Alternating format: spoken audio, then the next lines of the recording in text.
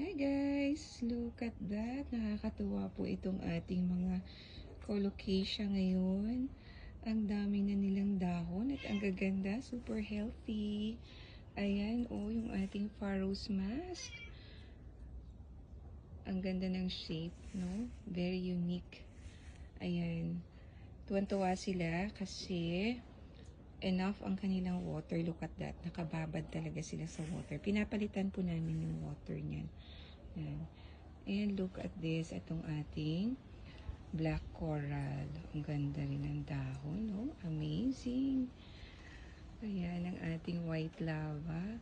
Paganda rin ng paganda. Lumalaki ang kanyang mga dahon at mas defined na yung white portion niya sa gitna. Look, oh. Diba? Look at that. Beautiful morning, everyone.